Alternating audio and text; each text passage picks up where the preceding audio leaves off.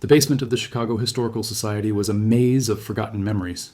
Dust particles danced in the pale fluorescent light as Dr. Sarah Mitchell, a 34-year-old historian specializing in 19th century American photography, carefully lifted another cardboard box from the metal shelving.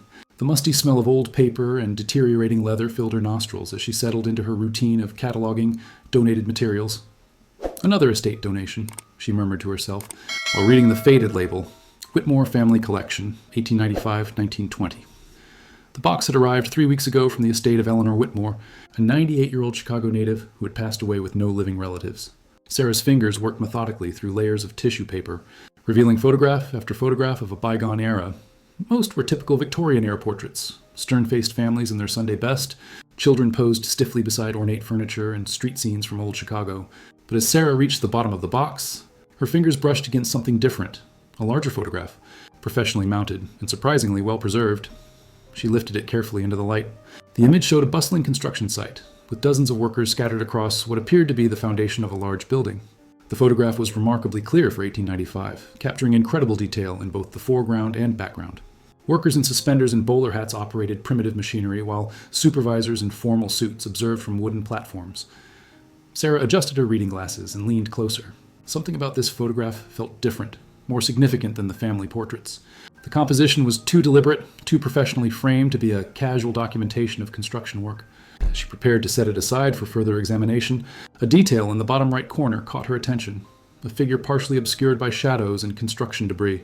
The man wore a long coat and hat typical of the era, but there was something familiar about his distinctive mustache and broad build, something that would challenge everything she thought. She knew about Theodore Roosevelt's whereabouts in October 1895. Sarah's breath caught in her throat as she focused on the corner of the photograph.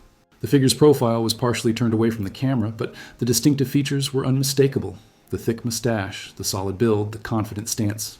It looked exactly like Theodore Roosevelt, but that was impossible. In October 1895, Roosevelt was serving as New York City's police commissioner over 700 miles away. "That can't be right," she whispered, her voice echoing in the empty basement. She grabbed her magnifying glass and examined the detail more closely. The image quality was extraordinary for 1895 technology, capturing even subtle facial features with remarkable clarity. The figure appeared to be observing the construction site with intense interest, but his posture suggested he was trying to remain inconspicuous.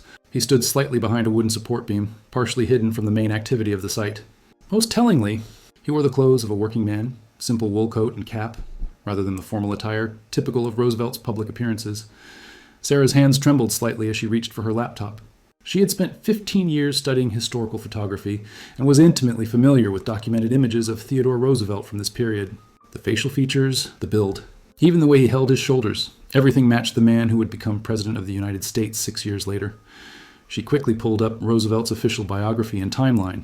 According to every historical record, Theodore Roosevelt was in New York City throughout October 1895, dealing with police reform and corruption investigations in the NYPD. There was no record of any trip to Chicago during this period. Sarah photographed the detail with her digital camera, then zoomed in on her computer screen. The resemblance was undeniable, but the implications were staggering. Why would the future president of the United States be secretly present at a Chicago construction site, disguised as a common laborer? And why had this presence been completely erased from the historical record? "Dr. Patterson needs to see this," Sarah muttered, thinking of her colleague in the photography preservation department. But first, she needed to research the photograph's provenance more thoroughly. Who had taken this image? What construction project was this? And, most importantly, if this really was Theodore Roosevelt, what was he doing in Chicago when he was supposed to be 700 miles away? The next morning, Sarah arrived at the Historical Society an hour before opening, her mind racing with questions from the previous day's discovery. She had barely slept, researching Roosevelt's documented activities in October 1895 and finding no gaps that would allow for a secret trip to Chicago. Coffee in hand, she made her way directly to Dr. James Patterson's office in the photography preservation wing. "Jim, I need you to look at something," she said, bursting through his door without knocking. Dr. Patterson, a man in his late 50s with silver hair and wire-rimmed glasses, looked up from his morning newspaper with raised eyebrows. "Well, good morning to you too, Sarah. What has you so worked up this early?" She placed the photograph on his desk, pointing directly to the corner detail. "Tell me who you think this person looks like." Dr. Patterson adjusted his glasses and leaned over the image. His expression shifted from casual interest to intense focus, then to complete bewilderment. He reached for his own magnifying equipment, examining the photograph under different lighting conditions. "The photograph itself is legitimate," he said after several minutes of analysis. The paper, the chemical composition of the developing process, the aging patterns, everything indicates this was actually taken in the 1890s. But this figure, he trailed off, studying the man's features more closely. Good God. Sarah, this looks exactly like Theodore Roosevelt. But that's impossible. He was police commissioner in New York during this period. That's what I thought too, Sarah replied, slumping into the chair across from his desk. I've checked every biographical source, every newspaper account, every official record. Roosevelt was documented in New York City throughout October 1895. Dr. Patterson continued examining the image. The resemblance is too precise to be coincidental. The facial structure, the mustache, even his characteristic posture, it's definitely him. But why would he be in Chicago secretly? That's what I need to find out, Sarah said. I'm hoping the Whitmore family records might provide some context about where and when this was taken. Dr. Patterson nodded thoughtfully. I'd also recommend reaching out to the Theodore Roosevelt Association and the Chicago Architecture Foundation. If this construction site can be identified, we might be able to cross-reference with historical records and determine what might have drawn Roosevelt to Chicago. Sarah gathered the photograph carefully. Jim, what's your professional opinion? Could this be someone who just happened to look like Roosevelt? Dr. Patterson removed his glasses and cleaned them slowly, a gesture Sarah recognized as his way of buying time to consider difficult questions. Sarah, the resemblance is too exact. This is either Theodore Roosevelt himself, or we're looking at evidence of the most remarkable historical coincidence ever documented. Sarah spent the rest of the morning in the archives, pulling every document related to the Whitmore family donation. The collection had been substantial, 3 large boxes of photographs, documents, and personal papers spanning nearly 3 generations. Eleanor Whitmore's estate lawyer had provided minimal information. She was the last surviving member of an old Chicago family, had never married, and had lived alone in the same Wicker Park house for over 60 years. The first breakthrough came in a leather-bound journal that had been tucked beneath the photographs. The handwriting was faded but legible, belonging to someone named Margaret Whitmore and dated 1895-1896. Sarah's pulse quickened as she read the entries, looking for any reference to the construction project or notable visitors. October 12, 1895. Father's business at the municipal construction site continues to prosper.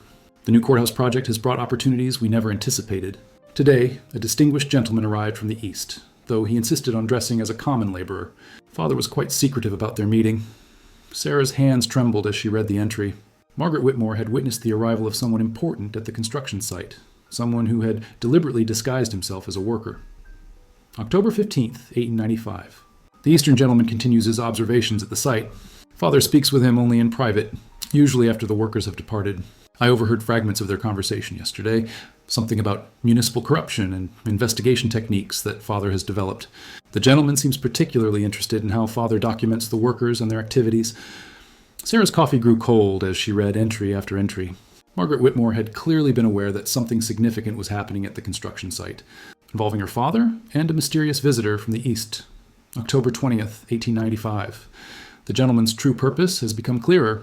He is investigating corruption in municipal contracts, using our construction site as a model for how honest work should be conducted. Father has been secretly documenting evidence of graft and bribery in other Chicago construction projects.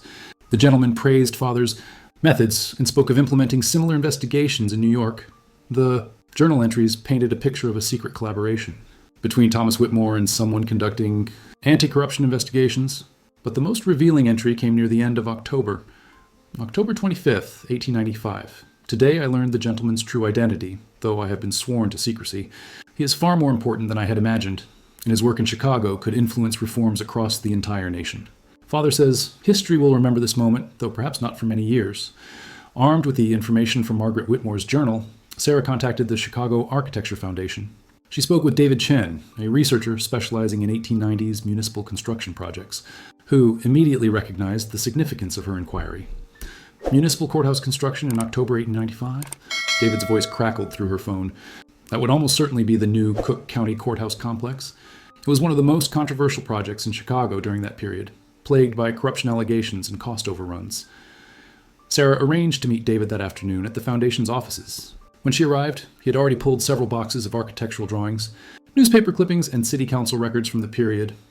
The courthouse project was a scandal waiting to happen, David explained, spreading documents across a large table. The original contractor had connections to the Tammany-style political machine that ran Chicago. Cost estimates kept rising, materials were substandard, and there were persistent rumors of kickbacks to city officials. Sarah studied the newspaper clippings, noting the inflammatory headlines. A courthouse corruption exposed and citizens demand investigation. Most were dated from late 1895 and early 1896. Here's where it gets interesting, David continued, pulling out a folder of city council minutes. In November 1895, the city suddenly canceled the original contract and awarded it to a smaller, more reputable firm. The decision came after what the records describe as new evidence of contractor misconduct that had been independently verified by outside experts. Sarah's pulse quickened. Do the records indicate who provided this evidence? David shook his head. That's the mystery. The city council minutes refer to confidential sources and expert consultation from municipal reform advocates, but no names are given. However, there are references to innovative documentation techniques and proven methods of corruption detection that had been successful in other major cities. Sarah examined the timeline more closely. The corruption evidence appeared in late October 1895, just days after Margaret Whitmore's journal entries described her father's work with a mysterious Eastern gentleman. David, what do you know about Thomas Whitmore? Margaret's journal suggests he was involved in documenting corruption at construction sites. David's eyes lit up. Thomas Whitmore was actually quite famous in Chicago construction circles. He was one of the first contractors to use systematic photography to document work progress and material quality. His methods were considered revolutionary for preventing fraud and ensuring accountability. The pieces were beginning to fit together. Theodore Roosevelt, already known for his anti-corruption efforts in New York, had somehow learned about Thomas Whitmore's innovative documentation techniques and had traveled secretly to Chicago to study them firsthand. That evening, Sarah contacted the Theodore Roosevelt Association in New York. She spoke with Dr. Michael Hendricks, a Roosevelt biographer who had spent decades studying the future president's early career. Roosevelt's work as police commissioner was indeed focused heavily on corruption. Dr. Hendricks confirmed over the phone. He was always looking for new investigative techniques and was known to study methods used in other cities. But I have no record of any trip to Chicago in October 1895. Sarah explained her discovery carefully, describing the photograph and the Whitmore family journals without initially revealing her theory about Roosevelt's identity. The timeline is intriguing, Dr. Hendricks admitted. Roosevelt was dealing with significant corruption cases in the NYPD during this exact period.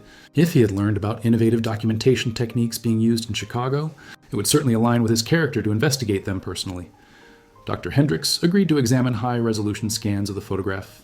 2 hours later, he called Sarah back, his voice filled with excitement and disbelief. Sarah, I've compared your photograph with every known image of Roosevelt from this period. The facial features, body proportions, even the way he stands. It's definitely him. But this creates a massive gap in the historical record. Sarah felt her heart racing.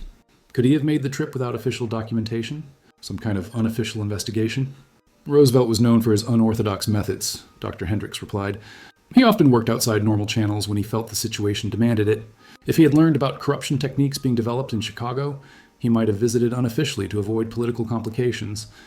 Dr. Hendricks paused, then continued with growing excitement. This would actually explain something that has always puzzled Roosevelt scholars.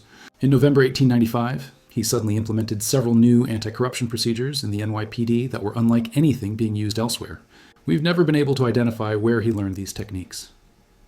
Sarah realized she was on the verge of discovering not just a hidden chapter in Theodore Roosevelt's life, but possibly the source of investigative methods that would influence American law enforcement for generations. Dr. Hendricks, if this is true, why would there be no record of the trip? Roosevelt was politically ambitious even then, he replied. Well, a secret trip to study corruption-fighting techniques could have been seen as undermining his current position or suggesting incompetence in his New York role. He might have deliberately kept it off the record.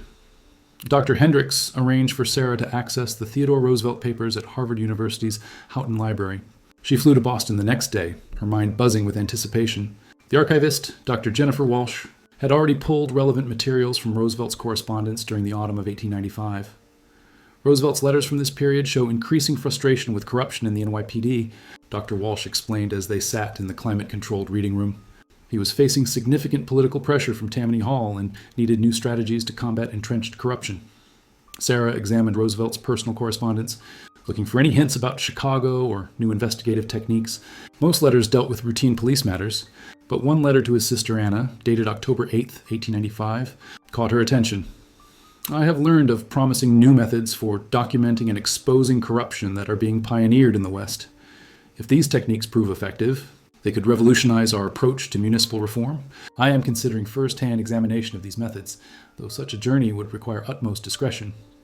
Dr. Walsh leaned over Sarah's shoulder, That's the only reference I've found to any possible travel during this period. But look at this letter from November 2nd, 1895. Sarah read Roosevelt's letter to his friend, Henry Cabot Lodge. The new documentation procedures I have implemented have already yielded remarkable results in our corruption investigations. I have confidence that these methods, properly applied, will serve as a model for reform efforts across the nation. The timing is perfect, Sarah said, excitement building in her voice. If Roosevelt traveled to Chicago in mid-October and returned with new techniques, he could have implemented them by early November. Dr. Walsh nodded thoughtfully. There's one more thing that might interest you. Roosevelt's appointment calendar for October 1895 shows an unusual gap, 5 days from October 18th, 22, with no scheduled appointments. His secretary's notes simply say, personal research leave. Sarah's pulse quickened. 5 days would have been exactly enough time for a round trip to Chicago, including several days to observe and learn Thomas Whitmore's documentation techniques. Dr. Walsh, is there any chance Roosevelt left other clues about this trip? Perhaps in his personal diary or private papers? Dr. Walsh consulted her database. Roosevelt's diary entries from this period are remarkably sparse, very unusual for him. It's as if he deliberately avoided documenting his activities during those specific days. The evidence was circumstantial but compelling. Roosevelt had the motive, the opportunity, and the character to make such a secret journey. More importantly, the timing perfectly explained the sudden appearance of new anti-corruption techniques in his New York operations. Back in Chicago, Sarah delved deeper into the Cook County Courthouse corruption scandal. She spent hours in the city archives, examining records that hadn't been digitized. In a dusty file cabinet, she discovered a folder marked Confidential Evidence, Courthouse Investigation, 1895. The folder contained photographs, dozens of them, documenting substandard materials, safety violations, and evidence of contractor fraud. The photographic technique was remarkably sophisticated for the period, with detailed close-ups of construction defects and systematic documentation of material substitutions. But the most shocking discovery was a handwritten note attached to one of the photographs. Documentation technique consultation provided by TR. Methods proven effective in NYC investigations. Recommend immediate implementation for municipal reform. The note was signed T. Whitmore and dated October 24th, 1895. Sarah's hands shook as she read the note. It was direct evidence that Theodore Roosevelt had not only been in Chicago, but had actively consulted on the corruption investigation that ultimately cleaned up the courthouse project. She photographed every document in the file, then called Dr. Hendricks in New York. When she read him the note, his response was immediate and excited. Sarah, this explains everything.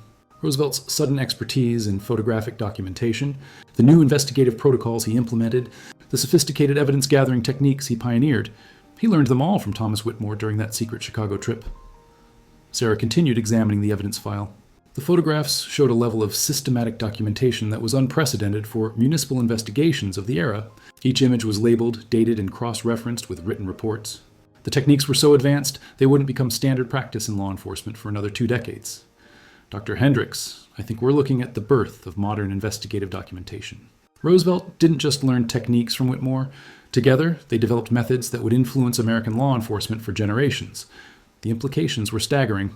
Theodore Roosevelt's reputation as a reformer and anti-corruption crusader hadn't just been built on his natural instincts and political courage.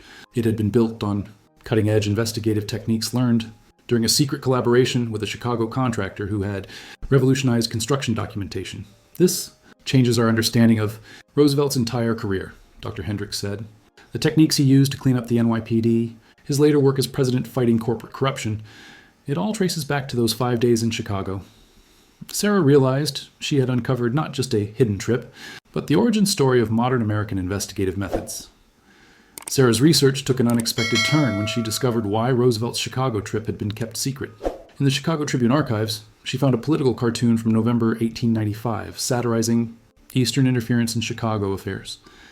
The cartoon depicted a caricature of a New York police officer meddling in Chicago construction projects. The accompanying article, though not mentioning Roosevelt by name, criticized outside agitators who had supposedly influenced the courthouse investigation.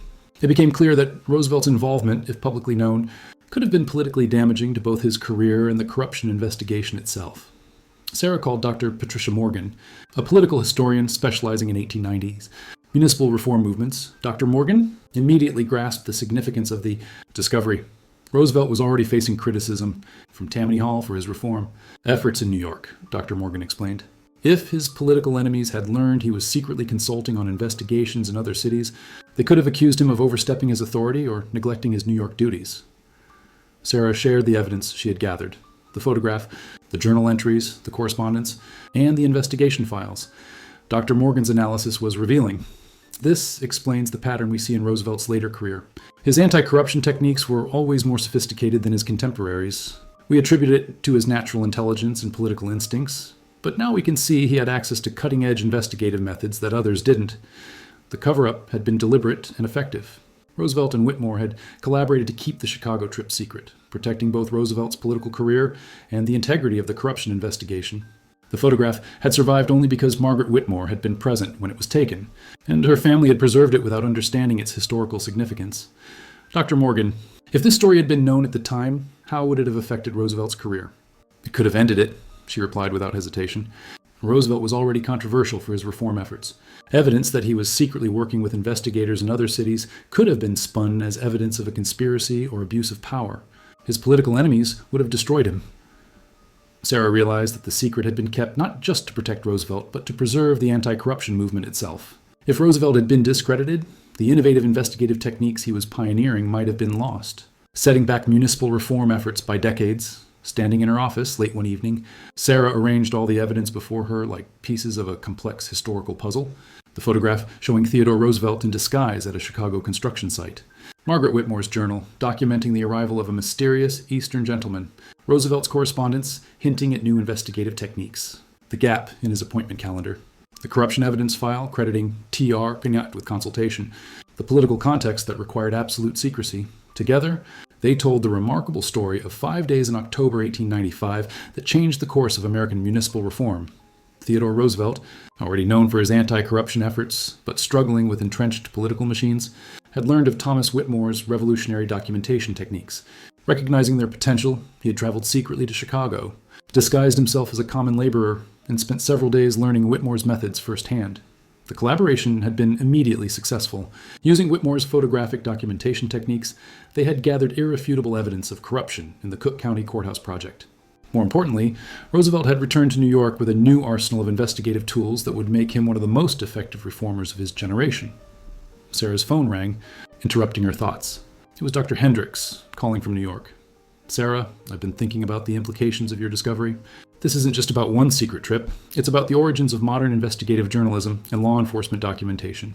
Roosevelt's techniques influenced everyone from muckraking journalists to federal investigators. Sarah nodded, looking at the photograph one more time.